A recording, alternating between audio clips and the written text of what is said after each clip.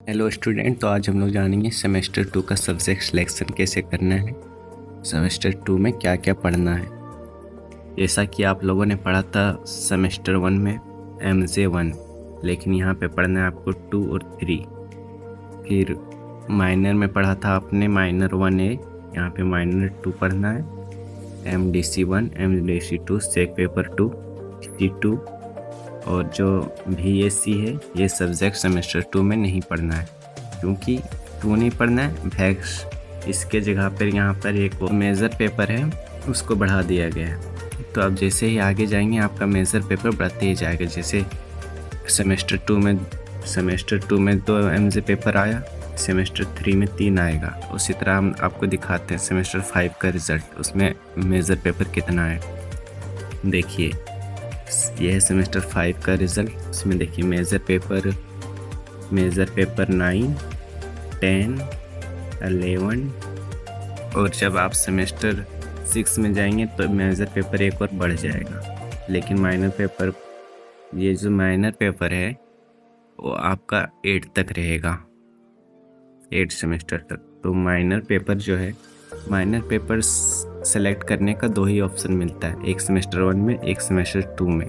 तो आप जब भी माइनर पेपर सेलेक्ट करेंगे तो सोच समझ कर कीजिएगा, क्योंकि बाद में आप माइनर पेपर नहीं सेलेक्ट कर सकते।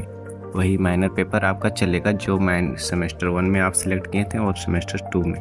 तो जब भी आप माइनर पेपर सेलेक्ट करेंगे, माइनर पेपर में मेरा मानना है ज्योग्राफी मत सेलेक्ट करना।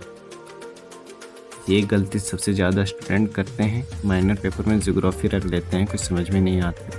तो आप जब भी एग्ज़ाम फॉर्म भरिएगा तो जिससे भरवाइएगा उसको बोल दीजिएगा कि माइनर पेपर में ज्योग्राफी नहीं रखना है, क्योंकि अगर आप ज्योग्राफी सब्जेक्ट रखेंगे तो आपको दोबारा से एग्ज़ाम देना पड़ेगा।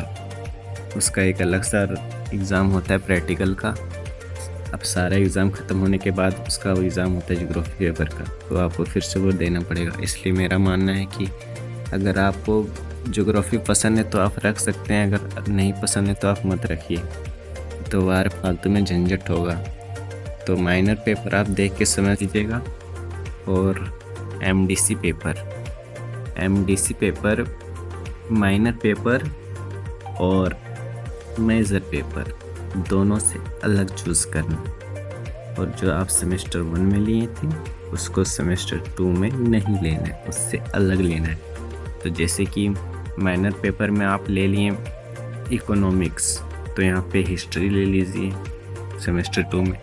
अगर आपने MDC पेपर में आप ज्योग्राफी रख सकते हैं, कोई दिक्कत वाली बात नहीं है।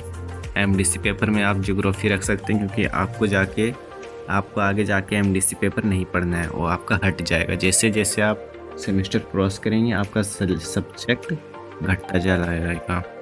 और जो आपका मेजर का मतलब है मेन ऑनर्स, मेजर पेपर मतलब इन ऑनर्स पेपर, वो आपका बढ़ता चला जाएगा। जैसे आपका हिस्ट्री है तो आज सेमेस्टर 8 में शायद छः छः वो पेपर हिस्ट्री हो सकता है, जब सेमेस्टर 8 में आपका 5 पेपर हिस्ट्री होगा।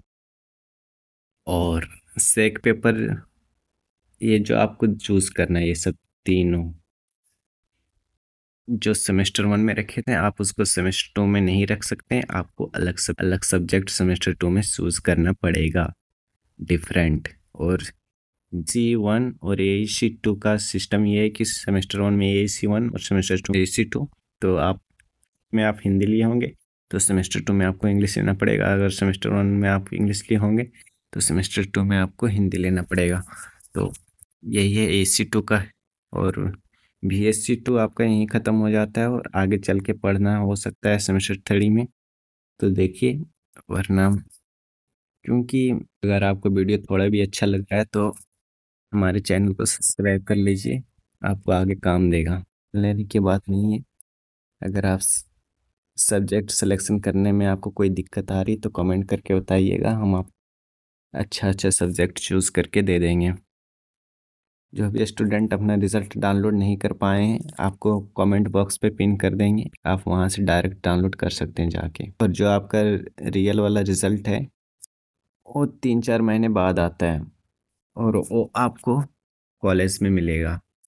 तो आप कॉलेज में जाके वो रिजल्ट ले लीजिएगा, 3-4 महीने बाद आ जाएगा।